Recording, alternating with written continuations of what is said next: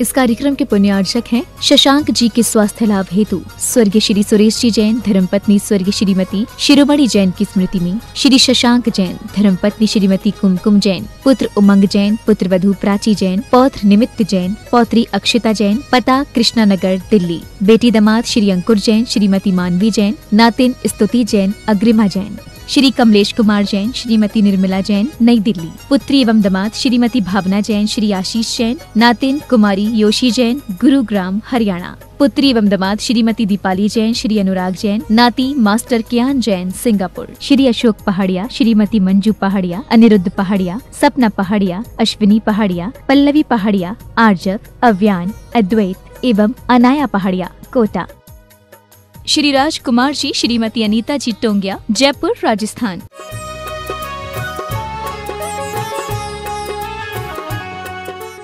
जय श्री ओम नमः सिद्धेभ्यः सर्वमंगल मांगल्यम सर्वकल्याणकारकम प्रधानम सर्वधर्माणां जैनम जयतु शासनम् जैनम जयतु शासनम्।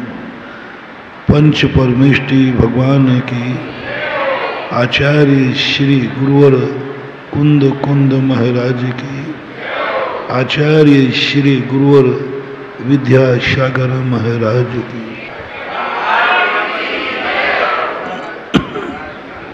मन में ऐसे विचार क्यों आते हैं जो हम नहीं चाहते, और हमें खुद मालूम है कि ये विचार अच्छा नहीं, हम उसकी तरफ हमारी आँख क्यों उठती है जिसको हम देखना नहीं चाहते, और हमें मालूम है कि इसको देखना अच्छा नहीं है, मालूम है हमें ज्ञान कि इस चीज को देखना अच्छा नहीं है, फिर भी आंख उठ जाती है, देख लेती है, और अपन ने समझा आंख अपनी है, फिर भी आंख वह देख लेती है जो हम देखना नहीं चाहते। मन हमारा है, ऐसे गंदे विचार आते हैं जिनको हम लाना नहीं चाहते। मन हमारा है और विचार इतने गंदे हैं जिनको मैं नहीं चाहता। कौन है ऐसा जो हमारी शक्ति को बिगाड़ रहा है? कौन है ऐसा जो हमारे मन को हमारे विपरीत चला रहा है? बहुत बड़ा रहस्य आज अपन समझने का प्रयास करेंगे। मन मेरा है और मेरे अनुकूल नहीं चल रहा है, इस पे अपन पहले चर्चा कर चुके हैं। लेकिन चर्चा यह है कि मेरा मन मेरे अनुसार नहीं चल रहा है, तो इसको कौन गाइड कर रहा है? आपका बेटा जब आपके अनुसार न चले तो आपको संदेह होता है कोई जरूर उसको गाइड कर रहा है। बेटा मेरी बात नहीं मान रहा है, इसका अर्थ है कि तुम लोग कहते हो कोई गाइड कर रहा है, इसको कोई मिसगाइड कर रहा है। आप अब बच्चे की तरफ मत जाओ।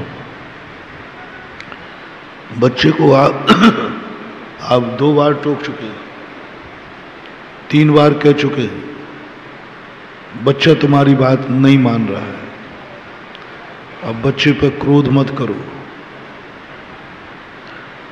बच्चे पर थप्पड़ मत उठाओ। 3 थप्पड़ तुम मार चुके हो, बस तुम 3 थप्पड़ तक मारना। तू मेरा बेटा है, मेरी बात मान। वो नहीं मानता, 1 थप्पड़ मारना, बहुत जोर से मारना, इतने जोर से मारना कि चक्कर आ जाए, मर नहीं पाए तो ध्यान रखना। कहा था मैं, दूसरी बार गलती करे तो फिर 1 थप्पड़ मार देना, 2 मार देना, तीसरी बार थप्पड़ मार देना। उसके बावजूद भी यदि वो चौथी बार गलती करे तो महानुभाव फिर उसे थप्पड़ मत मारना, बेटे पर क्रोध मत करना,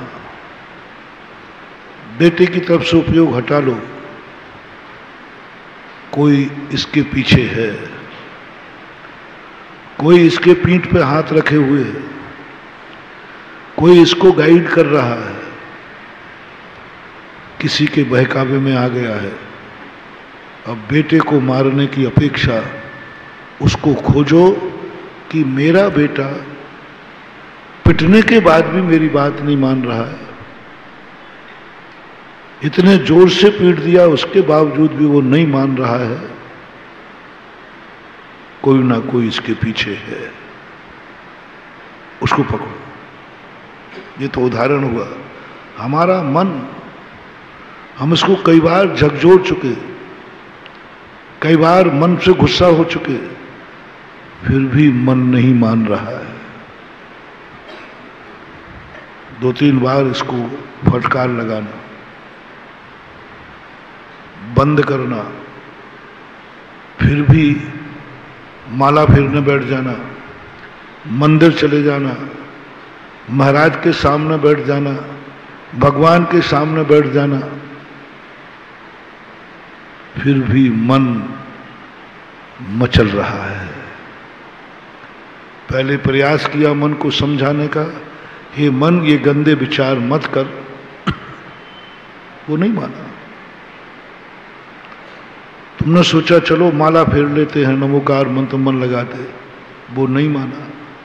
तुमने कहा चलो मंदिर चलते हैं, भगवान के सामने मान जाएगा, भगवान का डर लगेगा, पर वो भगवान के सामने भी मचल गया।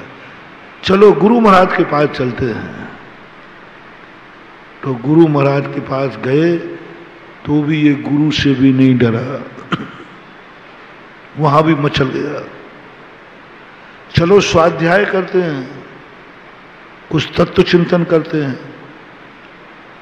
तत्व चिंतन से शायद मन तत्व चिंतन में लग जाए तो शायद ये मन मान जाएगा, थोड़ा ज्ञान प्राप्त कर लूंगा तो मान जाएगा। लेकिन पूरे द्वादशांग का ज्ञान कर लिया तो भी मन मचल गया। रावण जैसा ज्ञानी व्यक्ति, इतना ज्ञानी व्यक्ति, मन मचल गया सीता के ऊपर। तत्व ज्ञानी, सब शास्त्रों का ज्ञान, तब मन मचल जाए। कितना भी हमारे आचार्य महाराज ने लिखा, ये मन कुत्ते की जाति का है। स्वाध्याय चिंतन मनन कर मन रोक पाता, पे स्वान सा मन बाहर दौड़ जाता। स्वाध्याय करके, स्वाध्याय चिंतन मनन कर मन रोक पाता। स्वाध्याय करके, चिंतन करके, प्रवचन सुन के, माला फेर करके जैसे तैसे मन को रोकता हो। सोचते हैं अब मन समझ गया होगा, लेकिन कुत्ते के समान ये मन बाहर दौड़ जाता। कुत्ते को आप कितने खिलाना पिलाना, खूब जम के, बढ़िया गाड़ी में घुमाना, बहुत अच्छे भोजन कराना, ऐसी गाड़ी में घुमाना, सब बहुत बढ़िया टिप-टाप रखना, और थोड़ा उसका पट्टा छोड़ के देखना वो कहाँ पहुंचेगा। वो घूरे पर गंदगी सूंघते हुए मिलेगा। कितना ही कर लेना, कुछ भी करो, कुत्ता कितनी पढ़ाओ, ये मन ऐसा ही कुत्ते के समान है।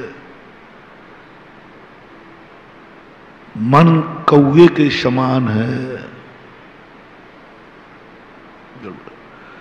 कौआ वेद पढ़ाए के पढ़ गयो चारों वेद, और जब सुध आई जात की तो रहो ढेड़ को ढेड़। एक ऋषि ने कौए को चारों वेद खूब ज्ञान करा दिया। बोले अब तो ये ज्ञानी बन गया, छोड़ दो। जब छोड़ा तो गंदगी पर बैठा हुआ मिला। मन को कितनी ऊंचाइयां दे दो, कितना ही बड़ा बना दो, महाराज बना दो, मंदिर में ला दो, दादाजी बना दो, कुछ भी करो, लेकिन इस मन की दृष्टि गिद्ध उड़े कितना ऊंचा भी, नभ पर कभी विचार किया, सदा जमी पर पड़े मांस के टुकड़े से प्यार किया। दुनिया में सबसे ऊंचा कौन उड़ता है? गिद्ध उड़ता है, सबसे ऊंचा उड़ जाता है।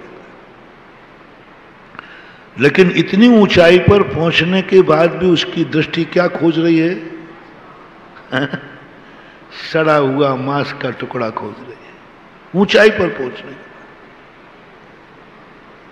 मनुष्य का मन 84 लाख योनियों में सबसे ऊंचा है, लेकिन सबसे मन गंदगी ढूंढता है तो मानव का मन। सप्तम नरक मनुष्य ही जाता है, त्रियंश भी जाता है, लेकिन मनुष्य को विशेष रूप से शम्मूर्छन मत्स्य आदि जाता है। अपन मनुष्य की चर्चा करें, इतना सब ऊंचाइयां हैं, सब कुछ है। जैन कुल है, जैन कुल है, वातावरण अच्छा है, परिवार अच्छा है, भगवान अच्छे हैं, गुरु अच्छे हैं, फिर भी ये मन उसी गंदगी की तरफ दृष्टि करता है। कितने ही पढ़ाने के बाद कुत्ते, कौवे और गिद्ध के समान ये मन है। बोलो, कौन अपने मन से परेशान नहीं है? कौन अपने मन से परेशान नहीं है? आप लोग बोलो। मन आपकी कहे अनुसार कब काम करता है? आप मन किसी में लगाना चाहते हो और मन होता है कि नहीं होता है? अब इसको कैसे जीते? अब इस मन पर झुंझलाना बंद करो, मन को सिर से फोड़ना बंद करो, इस मन को गालियां देना बंद करो। तुम्हारा मन किसी के बहकावे में है। इस मन के पीछे तुम्हारा गुरु जितना इसको समझा रहा है, उससे ज्यादा कोई गंदा आदमी इसको समझा रहा है। तुम कितनी देर मंदिर रहते हो? 1 घंटे, 23.5 घंटे मन किसी और के साथ रह रहा है। पकड़ो उसको, मन को मत झुंझलाओ। 3 बार हो गया, 4 बार हो गया, जितने उपाय बताए सारे उपाय कर डाले, फिर भी मन पर कंट्रोल है कि नहीं? सब लेना, अपन सब, मुझे भी ले लेना, मेरा तो अब कंट्रोल है, चिंता नहीं करना।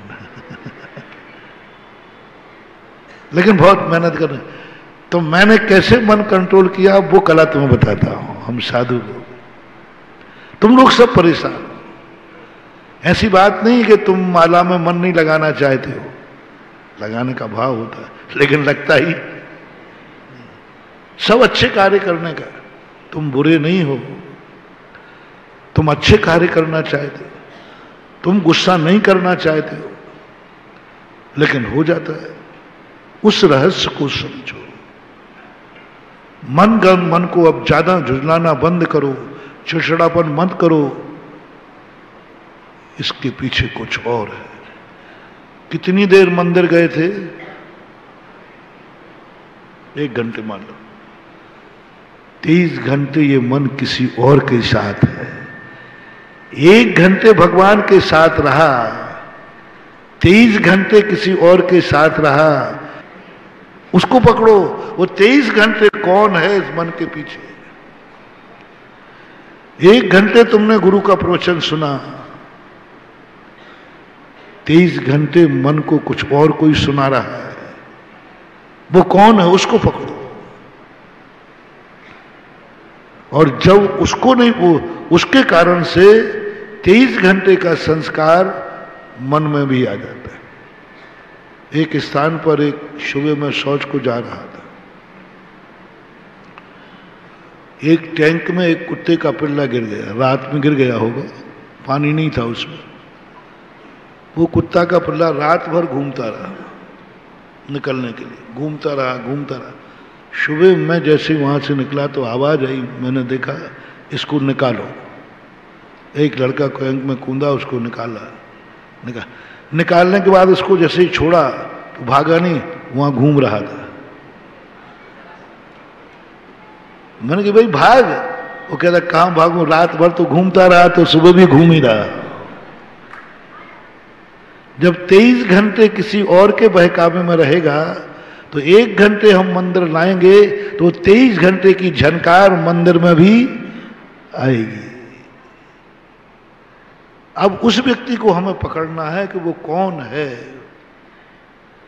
मेरी आंखें मेरी है, लेकिन वह कैसे देख लिया।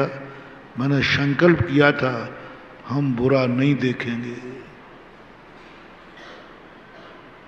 किसी का बुरा देखने का मन नहीं है, फिर भी मन आंखें बुरा देख ले। अब आंखों को मत झुझलाओ, आंखों पे पट्टी मत बांधो, इस आंखों के पीछे कोई है, इन आंखों के गाइड कोई कर रहा है। कोई गंदा आदमी है जो आंखों को गाइड कर रहा है कि देख दे, तो कहते ही रहते हैं देख ले, ये हमारी आंख हमारे विरुद्ध देख रही है, बिगड़ गई आंख। कान हमारे हैं, वो सुन लेते हैं जो हम सुनना नहीं चाहते। कानों के पीछे कोई छुपा है, पकड़ो, कानों पर मत झुलवाओ, कानों को मत फोड़ो, कोई पीछे है। वो पीछे वाले को पकड़ना है। आगे हम बोलने ही नहीं चाहते, वो शब्द मुंह से निकल जाते। कोई नहीं देना चाहता। किसी से पूछो क्यों, तुम्हें गाली देने का शौक है क्या? अरे महाराज दिखाएगा शौक है, पर निकल जाती कि नहीं? क्यों निकल गई? माँ बाप ने समझाया, गुरु ने समझाया, तुम खुद समझ गए कि गाली देना, फिर भी निकल गई। इस मुंह के पीछे कोई छुपा है, मुंह के पीछे कोई छुपा है, उसको समझना है। वो बुलवाता है,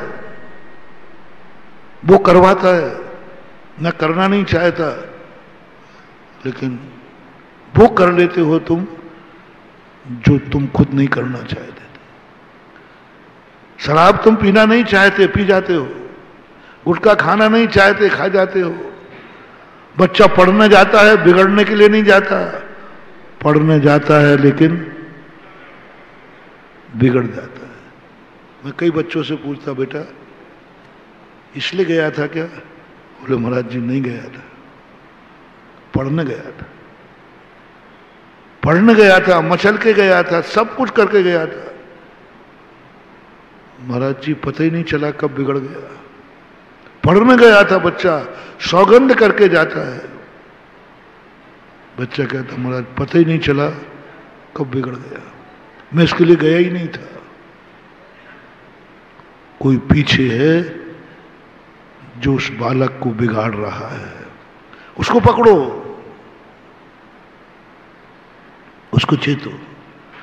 जो हमसे गलत कार्य करा रहा है, जो हम जिंदगी में इतने पाप कर डालते हैं जो हम करना नहीं चाहते, इसके पीछे बहुत बड़ी चीज है। होशियार पिता 3 थप्पड़ मारने के बाद अब वो बेटे को कुछ भी नहीं कह रहा है, अब बेटे का पीछा कर रहा है। देखो ये किसके साथ उठता है, किसके साथ बैठता है, कौन है। और जैसे ही पता चला कि इसका ये दोस्त है, फिर पिता बेटे के सामने कुछ नहीं बोलता, बेटे से कहा चल भाई। फिर उसके दोस्त को पकड़ता है, सुन ले रे, आज के बाद तू मेरे बेटे के साथ दिख गया ना, तेरे हाथ पैर तोड़ दूंगा, दांत हाथ पर रख दूंगा। ये दूसरा तरीका है। जब बेटे को नहीं सुधार पाए तो बेटा किसकी संगति में है उसे सुधारो, उसको समझो, उसको पकड़ो। बेटे को मार मार करके तुम उसके प्राण ले लोगे तो भी नहीं सुधार पाओगे। अब तरीका दूसरा अपनाओ। एक स्थान पर था, मैंने बहुत समझाया कि देखो जैनियों को अपने धर्म में ही शादी विवाह करना चाहिए। मैं समझाते ही हूं, जाति को जाति में शादी विवाह करना चाहिए, बहुत समझा रहा हूं, माँ बाप भी समझा रहे हैं, फिर भी छोकरे मानने को तैयार। घटनाएं घट रही कि नहीं। तो मैंने एक दिन ऐसा तरीका निकाला, मैंने कि बहुत समझा लिया, नहीं मान रहे, तो मैंने एक दिन प्रवचन दिया। मैंने कि सुनो रे अजैनो, जैनी नहीं हो, सुनो रे अजैनो, बेटी को कुंवारी रख लेना लेकिन बनियों को मत देना। चाहे कुंवारी रहे तो रह जाने ना, बनियों को मत देना। तुम्हारी बेटी बनियों के घर जाके प्राण ले लेंगे वो। ये बहुत दुष्ट होते हैं जैनी। कुछ भी गड़बड़ करेगा, करेगी बेटी तो साथे है तो आकर उसी जात की, टॉर्चर। और कुछ गलती होती सासुओं के सो कोसती है पीहर को, जिंदगी भर कोसेंगे। ये जैनियों के बड़े दुष्ट होते हैं जैनी। जैसे ही कुछ हुआ और ये कहेंगे आखिर दिखा दी तूने अपनी जात, आखिर दिखा दी तूने अपनी जात, ये टॉर्चर मिलेगा। कुंवारी रख लेना। और यदि तुम अपने घर की रक्षा चाहते हो, तुम अपने वंश को बचाना चाहते हो, तो बेटे को कुंवारा रख लेना। जैनी की बेटी को घर में प्रवेश मत दे देना, नहीं तो बर्बाद हो जाओगे। किसको भड़काया मैंने? अब मैं भी तो तुम्हारा बाप बनता हूं ना प्रवचनों में। अब तुम नहीं सुधरे तो किसकी संगति से जा रहा? अजैनों को भड़काओ, अजैनों का बनिया बक्काल। अब बनियों की विकार करो, बनिया बक्काल है। बनिया पे कभी विश्वास करना नहीं, बेटी लेना नहीं, देना नहीं, चाहे कुंवारी रखना, लेकिन जैनी को मत देना। मैंने कम से कम 50-100 लोगों को नियम दिलाए यथार्थ में।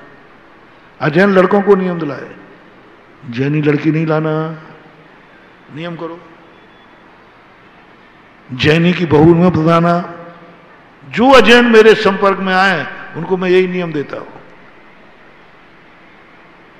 और अजैन परिवारों को नियम दिया, बस एक ही नियम करो, जैन बहू घर में नहीं आना चाहिए। अजैन लोग भी आशीर्वाद लेने आते, तो मैं उसके साथ ये आशीर्वाद देने लगा। कई संबंध टूट गए, कई लेना मंडू बिखर गए। उसने कहा देखो मैं नहीं बोल रहा हूं, तुम्हारे गुरु बोल रहे हैं, तुम्हारी खुद दिखा रहे हो का। हमारा गुरु बोल रहा होता तो बात अलग, ये तो तुम्हारा गुरु बोल रहा है ना, ये तो जैनियों का गुरु है। ये कह रहा है कि जैन बेटी मत लाना घर में, चाहे भली बेटे को कुंवारा रख लेना। अब तो भैया तुम्हारे गुरु महाराज ने कहा है, बहुत संबंध टूटे। बोलो महानुभाव, 2 तरीके हैं, या तो तुम समझ जाओ, नहीं तो फिर अजैनों को समझाओ। अच्छा क्या है? लेकिन होते हैं कुछ दुष्ट बेटे जो स्वयं बाप की बात नहीं मानता है, तो बेटे को दोस्त के हाथ पैर तोड़ना पड़ते हैं, दोस्त को फटकारना पड़ता है। मेरे बेटे के साथ तू दिख गया तो हाथ पैर तोड़ दूंगा। ये दूसरा तरीका है। पहला तरीका हमारा मन नहीं मान रहा है, आंखें कान इंद्रियां नहीं मान रही हैं। अब दूसरे तरीके पे उतर आओ। कौन है इसके पीछे, कोई गंदा आदमी है। जब जब तुम्हें बुरा भाव हो समझ लेना कोई दुश्मन मेरे मन के पीछे पड़ गया है। हमारी शास्त्रीय भाषा में इसे कर्म बोलते हैं, कर्म और धर्म।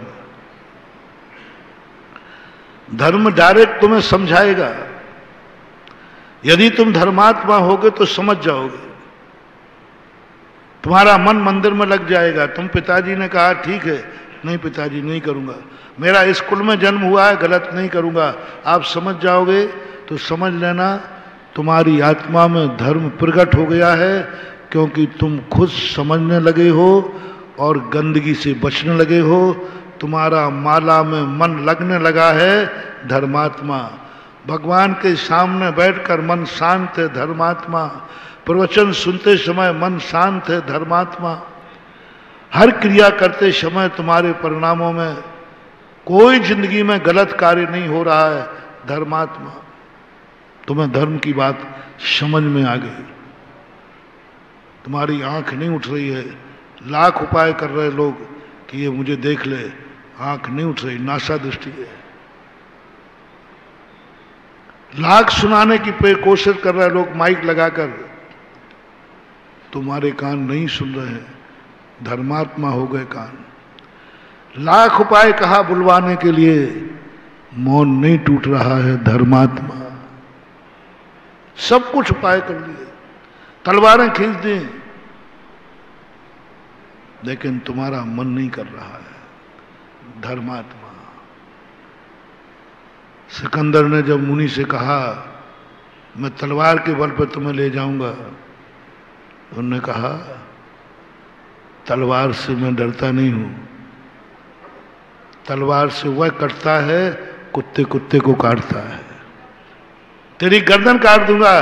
बोले गर्दन और तलवार में कोई अंतर ही नहीं, गर्दन भी पुद्गल है, तलवार भी पुद्गल है। जो मैं हूं उसे तू काट नहीं सकता, और जो मैं नहीं हूं उसे काटे तो मुझे क्या ऐतराज। धर्मात्मा कोई नहीं बिगाड़ पा रहा है, पर चारों तरफ से बिगड़ने के मौके मिल रहे हैं, चारों तरफ लिखे हुए सब, आंख उठी नहीं रही, नासा दृष्टि। चारों तरफ से मन बहलाने की चीजें हैं, मन बिगड़ ही नहीं रहा है, मन चंचलमान हो ही नहीं रहा है, मन में विकार ही नहीं आ रहा है। मना कपि न विकार मार्ग, भक्तांबर के अंदर पूज्यवर मानतुंग आचार्य महाराज ने कहा, हे भगवान आप सच्चे धर्मात्मा हैं, आपके चारों तरफ इतनी अप्सराएं रूप राशि बिखरी है, लेकिन आपके मन में तनिक भी विकार नहीं आ रहा है, तनिक भी विकार नहीं आ रहा है। इसका अर्थ है आपका मन बीतरागी है, आपका मन धर्मात्मा है। इतने लोग गालियां दे रहे हैं, तुम्हें क्रोध नहीं आ रहा है, गालियों पे गाली देते जा रहे हैं, क्रोध नहीं आ रहा है। कार्तिक अनुपरीक्षाकार कहते हैं, ये जो मैंने ये परिसर उपसर रखे हैं, ये ऐसे ही नहीं रखे, इनके निवारण का भी उपाय था। जैन दर्शन में उपसर और परिसर को निवारण के बहुत उपाय। दिगंबर जैन साधु अपनी पे उतर आए ना, तो तुम जैन साधु पर एक कंकड़ भी नहीं फेंक सकोगे, इतनी ताकत है। कोई उपसर्ग आ ही नहीं सकता दिगंबर साधु पर, ऐसी शक्तियां हैं, कोई परिचय भी नहीं आ सकता, ऐसी रिद्धियां प्राप्त कर लेते। पारसनाथ के पास ऐसी शक्ति थी, कोई उन पर उपसर्ग नहीं कर सकता था, कोई उपसर्ग नहीं। उसका निवारण का उपाय था, कीलित कर देते कमट को।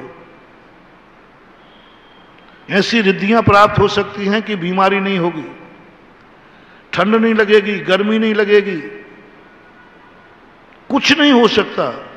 तुम गाली देने के पहले ही तुम्हारा मुंह कीलित कर दिया जाएगा, ऐसी शक्ति होती है बड़े महाराजों में। और सबसे ज्यादा उपसर परिचय बड़े महाराज सहन करते हैं और उनमें शक्ति है। गाली की मजाल है कोई दे दे, उसके पहले तुम्हारा मुंह सिल दिया जाएगा, कीलित कर दिया, तुम पत्थर ही नहीं उठा पाओगे, कीलित हो जाओ। 10 लाक्षण पर्व की कथा में आया, सुसागर मुनिराज को 4 मंत्रियों ने तलवारें खींची, कीलित हो गए, नहीं मार पाए।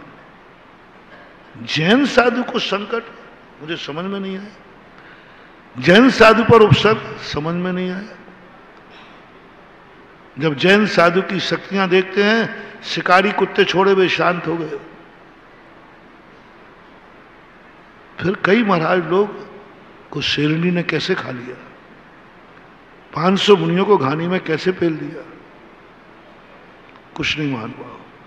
उनके पास शक्ति थी। जिनवाणी कहती है, मैंने तुम्हें आदेश क्यों दिया कि तुम मर जाना, मारना मत। जिनवाणी का आदेश है।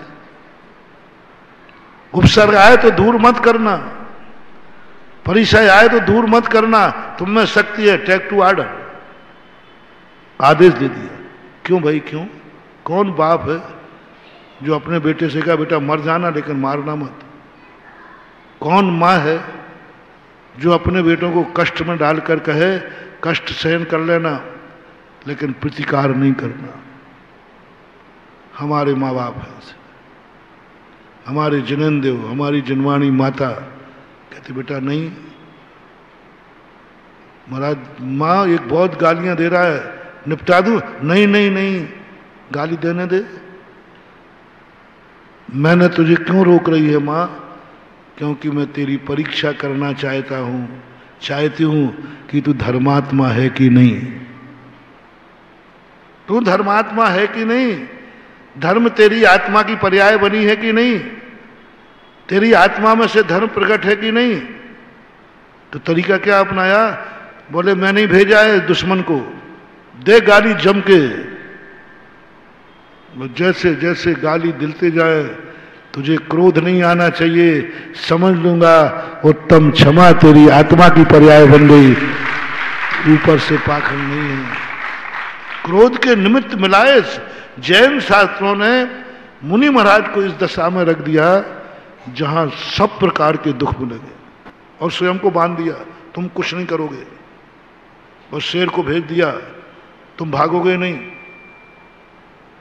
तुम एक गाली नहीं दोगे, और सामने वाले से कहा बहुत जम के गाली देगा, उसका मुंह बंद करना नहीं, तुम अपना मुंह खोलना नहीं। हमें क्या कह दिया? तुम मुंह खोलना नहीं और सामने वाले का मुंह बंद करना नहीं, दिखा कि मैं धर्मात्मा हूं। गाली सुन मन खेद न आनो, आत्मा की पर्याय। विपरीत परिस्थिति में कितना भी कुछ कर लो, हम बिगड़ने वाले नहीं। कितना भी तुम हमें मन मचलाना चाहो, मेरा मन नहीं मचलेगा। किसी गंदी वस्तु को देखकर तुम्हारा मन न मचले, समझ लेना मन धर्मात्मा हो गया। ऐसे ही सभी इंद्रियां तुम्हारी धर्मात्मा हैं कि नहीं? प्रतिकूल परिस्थितियों में आप अपने आप को क्या समझते हैं? सम्यक दर्शन का प्रथम अंग प्रसम। पूज्यपाद स्वामी बोले मंदिर आना, गुरु के पास आना, प्रवचन सुनना, ये सब सम्यक दृष्टि के लक्षण नहीं है। इसमें तो पाखंड भी चलेगा, दिखावट भी चलेगा, मायाचारी तो चलेगा, मुंह में राम बगल में छुरी चलेगी। उन्होंने कहा प्रसम भाव। प्रतिकूल परिस्थिति मिलेगी पर तू आंदोलित मत होना, उत्तेजित मत होना। प्रतिकूल परिस्थिति मिलेगी। मिलाए हैं साधुओं को, आप देखना दुर्जनों को कभी संकट नहीं आते जितने आते संकट सज्जनों को आते। जितने संकट आएंगे, पूरी पिक्चर में खलनायक को कुछ नहीं होता और हीरो का कछुमल निकलता है। पूरी पिक्चर तो आप देखते हो किस तरीके से हीरो की दुर्दशा की जाती है और पूरी पिक्चर में मस्ती कौन करता है और दुर्दशा किसकी होती है? आपको क्या बनना है? हीरो बनना है तो दुर्दशा को तैयार रहो, और खलनायक मस्ती करना है तो खलनायक बनने को तैयार रहो। शास्त्रों में भी यही लिखा। जितने उपसर परिचय आए सब धर्मात्मा को आए। आज तक किसी पापी को कोई वनवास नहीं दिया, रामचंद्र जी को वनवास दिया क्योंकि वो धर्मात्मा थे। सब धर्मात्माओं में जितने संकट देखे हमने धर्मात्माओं पे देखे। मैंने सोचा क्यों धर्मात्माओं पे संकट नहीं आना चाहिए, लेकिन जब पूज्यपाद स्वामी का लक्षण पड़ा तब पता लगा कि संकट नहीं है, ये धर्मात्मा का एग्जामिनेशन है, एग्जाम है कि तू कितना प्रसन्न रह पा रहा है। प्रतिकूल परिस्थितियां जब जब तुम्हारे अंदर आए कभी उनको अभिशाप मत मानना, तुम उसको एग्जाम मानना। जैसे परीक्षा के समय विद्यार्थी अलर्ट रहता है, सावधान रहता है, पूरा ध्यान पढ़ाई में लगाता है, ऐसे जब तुम्हें प्रतिकूल परिस्थितियां मिले, सब तरफ से प्रतिकूल वातावरण मिले, उस समय तुम्हारा मन न बिगड़ पाए, समझ लेना तुम्हारे अंदर धर्मात्मा हो गया तुम्हारा मन, और तुम्हें ये भाव आ गया अच्छा मैं कोई कम हूं क्या? कायर समझ रखा है तुमने। ध्यान रखना, एक बार टेढ़ी दृष्टि कर दूंगा भस्म हो जाएगा। तो जिनवानी कहती वो भस्म तो बाद में होगा, तू फेल हो गया दीपायन मुनि।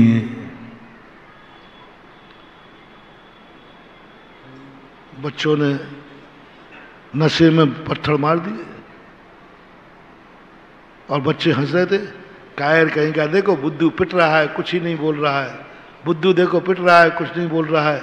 ऐसा कभी होता है कि इतने पत्थर मारने के बाद कोई कुछ नहीं कहना, भाग भी नहीं रहा, पिट भी नहीं रहा, चिल्ला भी नहीं रहा, उनको और मजा आ रहा है। दीपायन कहती है छोकरो क्या समझते हो तुम मुझे? मैं कायर नहीं हूं, कायर लो मैं बताता हूं मेरी शक्ति क्या है। बस 12 योजन की द्वारका भस्म कर दी, स्वयं नरक चले गए। और यदि क्षमता भाव करके बैठ जाते तो उसी समय उनको केवल ज्ञान भी हो सकता था। इसलिए प्रतिकूल परिस्थितियों के पीछे पहला तो आप मानो कि तुम्हारा उपसर्ग और परिचय निर्जरा के कारण है, बंद के कारण नहीं है। और तो मुनि काय के लिए बने हो? कम्मक्षय निमित्तम, कर्मों के क्षय के लिए बने हो। तो जो तुम 1000 उपवास करोगे उसमें जितने कर्मों की निर्जरा होगी और ना भी हो, कोटि जन्म तब तपे ज्ञान बिन कर्म झरे जी। 1 करोड़ उपवास करने पर भी जरूरी नहीं कि वो कर्मों की निर्जरा करे, और तुम्हें कर्मों की निर्जरा करना है। और यदि किसी ने गाली दी और तुमने समता भाव से सुन लिया तो करोड़ों उपवास से ज्यादा कर्मों की निर्जरा उसे करे। गुप्ति समिति परिचय जय चारित्री, परिचयों को उपसर्गों को निर्जरा का कारण बनाया और कहा हे श्रवण तुम निर्जरा करना चाहते हो, बिना तपस्या के निर्जरा है, कर्मों की निर्जरा है, बस तुम शांत बैठे रहना। जब भी विपरीत परिस्थिति आए तुम अनुकूल मानना उनको, पर ये कठिन है, ये कठिन है। हम साधु लोग ही मुश्किल से सोच पाते। कई बार जब तुम लोग ज्यादा परेशान करते तो एक आध दिन भाव आ ही जाता, इनको दिखाना है कि मैं विद्यासागर का चेला हूं, इनको दिखाना है। आता है इन आगरा वालों को भी दिखा दूंगा कि मैं भी।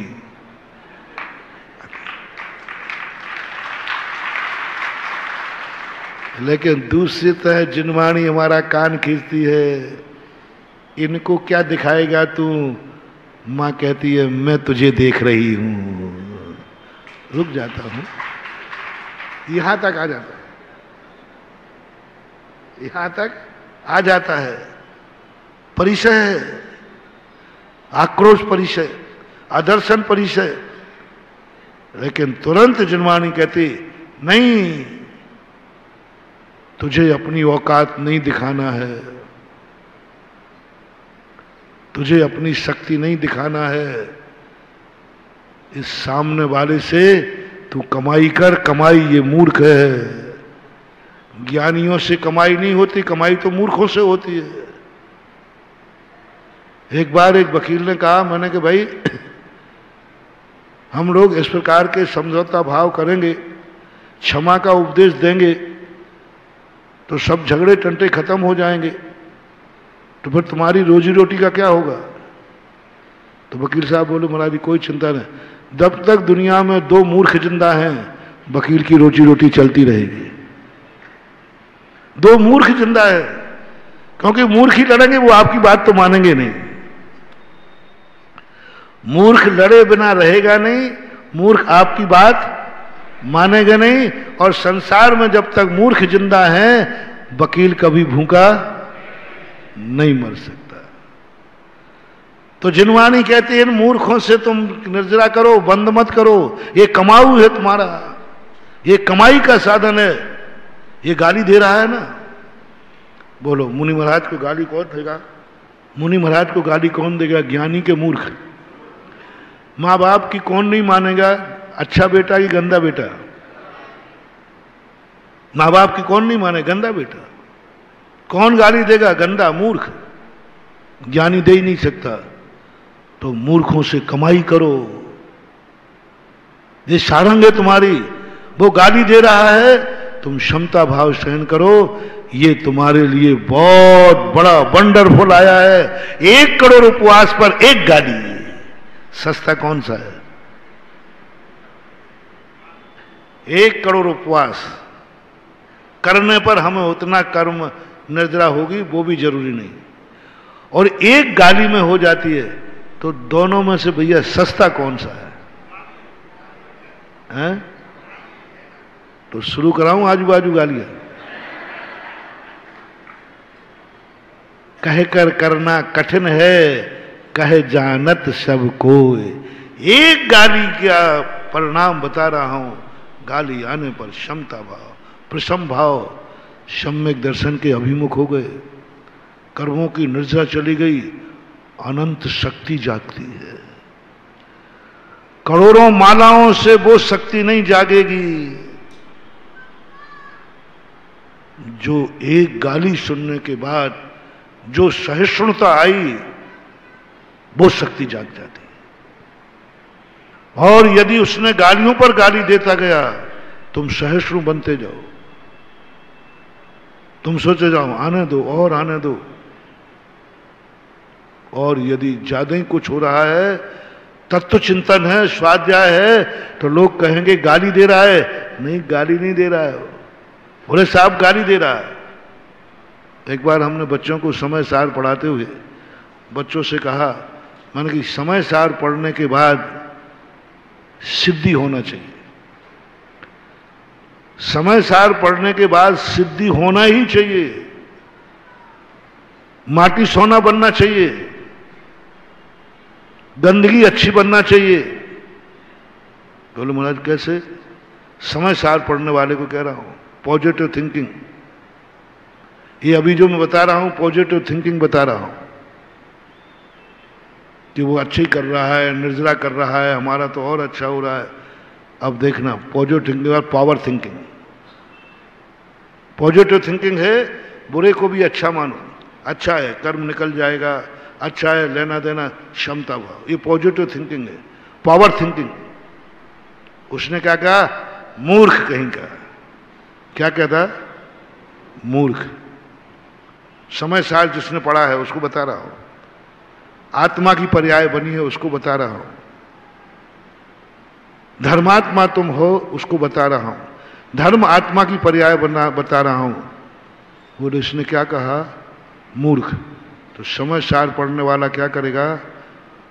इसकी संधि करो, मा ऊ रा और खा, ये 4 अक्षर बोले। मूर्ख में कितने अक्षर हैं?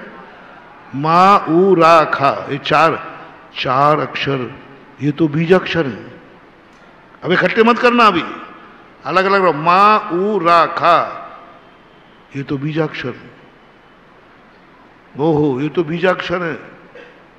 बीजाक्षर तो वंदनीय है, बीजाक्षर तो मंत्र है। और अब देखो जाप बना रहा हूं, ओम ह्रीम। देखो क्या शब्द दिया था तुमने? मूर्ख। हम जाप बना रहे, देखो टनाटन जादूगर। बहुत गंदा शब्द है ना, बहुत गंदा शब्द है ना। गंदगी को अच्छा बनाने का नाम तो चमत्कार है। ओम ह्रीम माउराखाय नमः, ओम ह्रीम माउराखाय नमः। फिर मालाएं सब लोग, ओम ह्रीम माउराखाय नमः। लेटेस्ट नया मंत्र, महाराज के पास नहीं मिलेगा ये मंत्र, जिनवाणी में नहीं मिलेगा ये मंत्र। ये मंत्र किसने दिया? तुम्हारे दुश्मन ने दिया। उसको गुरु बना लो ना। ओम ह्रीम माउराखाय नमः, जय जय गुरुदेव। दुश्मन देख रहा, जय जय गुरुदेव। बोले भाई तू मुझे गुरु कह रहा, मेरा तो दुश्मन हो। अरे दुश्मन नहीं है तूने मुझे मंत्र दिया है, अन्नम च गुरुपदेशेण। कोई दुनिया का मंत्र दबा दी, इस मंत्र को झूठा सिद्ध कर दे, गलत। ओम ह्रीम, किसी भी बीजाक्षर में ओम ह्रीम जोड़ दो, अंत में नमा जोड़ दो, मंत्र बन गया। तुम लोग कहते महाराज जी आप मंत्र नहीं देते, दुनिया के महाराज आते हैं वे तो मंत्र तन देते हैं, बस कमरे में नहीं देते। मैंने खुल्लम खुल्ला दे दिया। ओम ह्रीम माउराखाय नमः, ओम ह्रीम, ओम ह्रीम। बोलो, गुस्सा आया कि माल मिल गया? ये है पावर थिंकिंग, ये है साधना, ये है तपस्या, ये है धर्मात्मा, ये है समय सार। मूर्ख शब्द को मंत्र बना दिया, इससे ज्यादा और क्या होगा? मूर्ख शब्द को एनालिसिस कर दो, बस खत्म हो जाए। कुछ चीजें एनालिसिस करने से मंत्र बन जाती हैं और कुछ चीजें सबको जोड़ देने से शक्ति बन जाती है। जोड़ दो तो शक्ति भी बन जाती है कई चीजें, और अलग करो तो मंत्र बन जाते हैं। अब कौन व्यक्ति मंत्र अपने परिणाम बिगाड़ेगा? वो 100 बार मूर्ख करे, कह रहे तो ना अपन तो ओम ह्रीम माउराखाय नमः। बोलो इस मंत्र में क्या शुद्धि है? विनोद बाबू, इस मंत्र में अशुद्धि निकालना। बैठे रहो, बैठे रहो। सारे भारत को कह रहा हूं, इस मंत्र में अशुद्धि निकालें आगम से। ओम ह्रीम माउराखाय नमः, पेवर मंत्र है। करो आज से इसकी मालाएं। और किसी से आज तक तुम्हें जितने मंत्र मिले हों उससे किसी से मैच कर जाए तो बता देना। और किसी गुरु के मुख से आप ये मंत्र नहीं सुनोगे। भगवान से पूछोगे तो वे कहेंगे ठीक है असिया उषा नमा पढ़। आदेख जाते क्या बनेंगे? ओम ह्रीम असिया उषा नमः। यही मंत्र निकलते हैं धर्मात्माओं के मुख से। लेकिन दुश्मन के मुख से जो मंत्र निकला नया, कोई फर्क नहीं पड़ता महानुभाव। 52 बीजाक्षर हैं, चाहो तो इनसे गाली बना लो, चाहो तो इनसे पूजा बना लो, अक्षर तो 52 ही रहे। गाली भी बनेगी तो 52 अक्षर से, पूजा बनेगी तो भी 52 अक्षर। 52 अक्षर के बाहर कुछ है ही नहीं।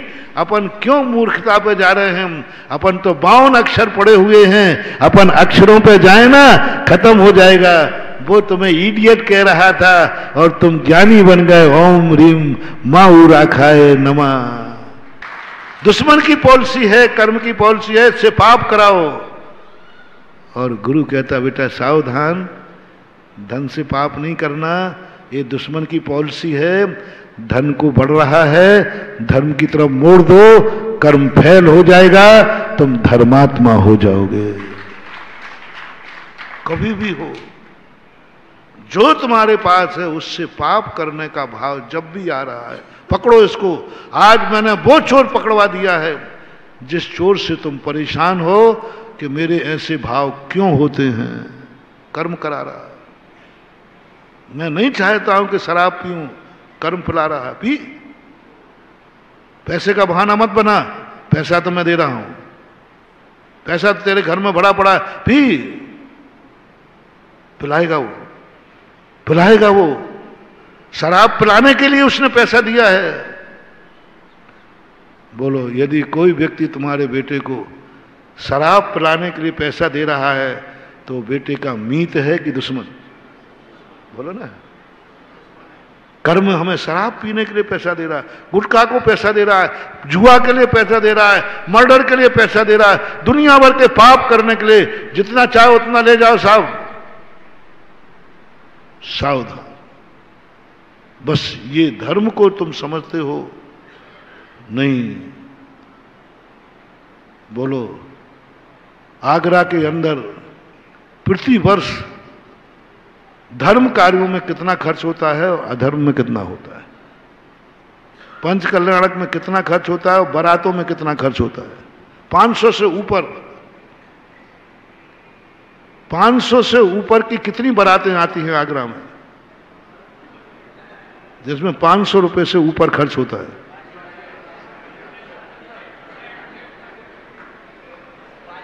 महाराज जी, आप कौन से जमाने? 500, 2, 5, 10 लाख से नीचे का कोई मामला क्यों?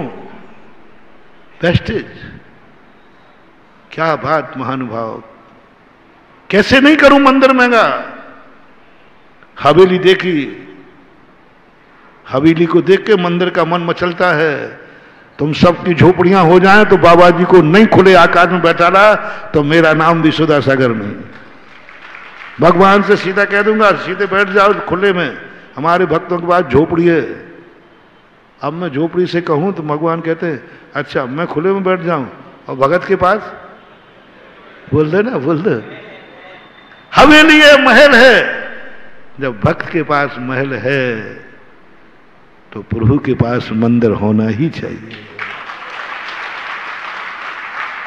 भक्त के पास फुटपाथ है तो भगवान की झोपड़ी होने में कोई बाधा नहीं है, क्योंकि स्वयं को फुटपाथ है। कितना खर्च हो रहा है वो तो पापों में कितना महंगा करना पड़ा। एक सारी आप बाजे वाले को देखा आपने? 1-1 लाख रुपया तुम यूं उड़ा देते हो, और वो भी पुराने नोट नहीं। बैंक से 1000 की गिट्टी 1200 में लाते हो। बैंक में नए खैर काय के लिए? बोलो ना, बोलो, काय के लिए? कभी भाव आया? बाजे वालों पर लुटाने के लिए। और मैंने बाजे वालों से चर्चा कर ली, जो तुम्हारा फिक्स होता है वो तो घर जाता है, जितनी निछावर होती है बाजे वाले शराब पीते हैं। मैंने पूछा भाई निछावर का क्या करते? बोले महाराज ये तो ऊपरी कमाई है, ऊपर ही जाती है। और नई क्रैश लाए बैंक दे। कभी दान देते समय मन में आया कि प्रभु तेरा दान में पुराना नोट नहीं दूंगा, नया कैश नोट दूंगा जो किसी पाप में काम नहीं आया है। वो नोट नहीं दूंगा जो बाजार में कभी सब्जी खरीदी होगी, किसी ने शराब खरीदी होगी, किसी ने गुटखा खरीदा, हो सकता है कि नहीं? नहीं प्रभु, दान के लिए वो नोट लाऊंगा जो कभी आज तक किसी पाप में नहीं गया है, नया लेके जाऊंगा। कभी भाव आया? पुराने और नए नोट का कोई मतलब नहीं है, सब बराबर मूल्य है। सवाल भावना है। बाजे वाले के लिए नई गिट्टी है और मंदिर के लिए बाजे वालों पर 1-1 लाख रुपया फेंक देते हो, बड़े आदमी। अरे महाराज जी जिंदगी में एक बार होता है। तो वही तो मैं कह रहा हूं, जब तेरे बेटा बहू मंदिर आते हो तो मंदिर की गुल्लक में कितना।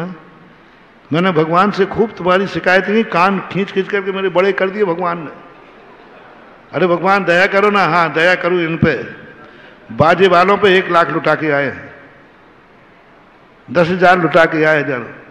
और जब दोनों वर वधू आए मंदिर में तो गुल्लक में कितने डाले?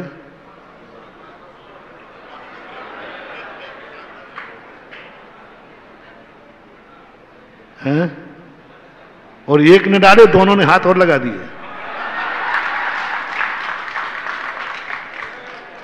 बेटा तुम कुछ भी करो, मेरे कैमरों की नजर में हो। हाथ लगा दिए दोनों ने। एक व्यक्ति बताओ जिसने अपनी शादी के मंदिर में दर्शन करने आया हो और 500 रुपया डाल करके प्रथम दर्शन किया हो और जिंदगी भर का आशीर्वाद लेने आए हो, जिंदगी भर का शगुन करने आए हो। मंदिर काहे के लिए आए भैया? भाई जिंदगी भर इन दोनों की खुशी रहे, जिंदगी भर। वो बाजे वाले तो तुम्हें एक दिन की खुशी देंगे, ये जिंदगी भर का मंगल दे रहे हैं। वहां तुमने 1 लाख रुपया, 1000, 10,000 रुपया लुटा दिए और मंदिर में 500 रुपया डाल करके शादी के बाद प्रथम दर्शन किसने किया है? हाथ उठाए।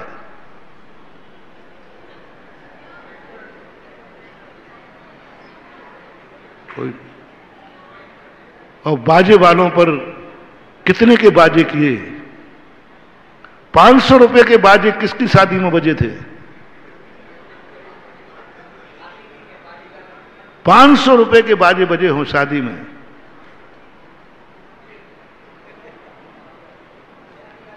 भगवान कहते हैं देख ले मेरी कीमत बाजे वाले से भी कम है।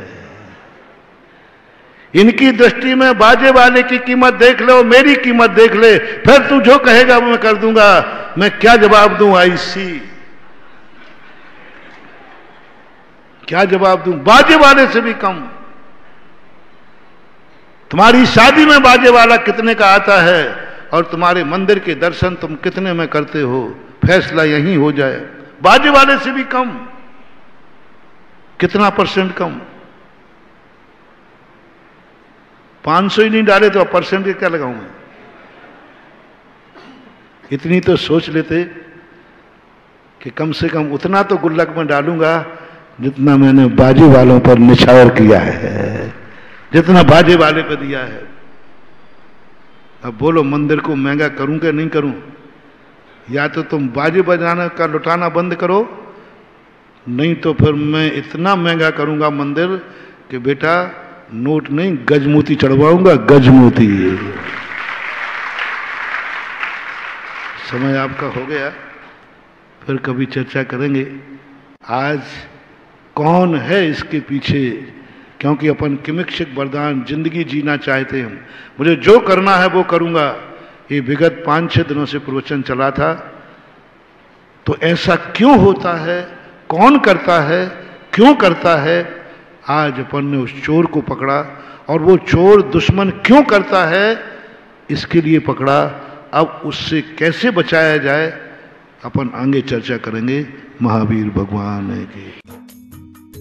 इस कार्यक्रम के पुण्यार्चक थे शशांक जी के स्वास्थ्य लाभ हेतु स्वर्गीय श्री सुरेश जी जैन, धर्मपत्नी स्वर्गीय श्रीमती शिरोमणि जैन की स्मृति में श्री शशांक जैन, धर्मपत्नी श्रीमती कुमकुम जैन, पुत्र उमंग जैन, पुत्र वधू प्राची जैन, पौत्र निमित्त जैन, पौत्री अक्षिता जैन, पता कृष्णानगर दिल्ली, बेटी दामाद श्री अंकुर जैन, श्रीमती मानवी जैन, नातिन स्तुति जैन, अग्रिमा जैन, श्री कमलेश कुमार जैन, श्रीमती निर्मला जैन, नई दिल्ली, पुत्री एवं दामाद श्रीमती भावना जैन, श्री आशीष जैन, नातिन कुमारी योशी जैन, गुरुग्राम हरियाणा, पुत्री एवं दामाद श्रीमती दीपाली जैन, श्री अनुराग जैन, नाती मास्टर कियान जैन, सिंगापुर, श्री अशोक पहाड़िया, श्रीमती मंजू पहाड़िया, अनिरुद्ध पहाड़िया, सपना पहाड़िया, अश्विनी पहाड़िया, पल्लवी पहाड़िया, आर्जव, अव्यान, अद्वैत एवं अनाया पहाड़िया, कोटा, श्री राजकुमार जी, श्रीमती अनीता जी टोंगिया, जयपुर राजस्थान,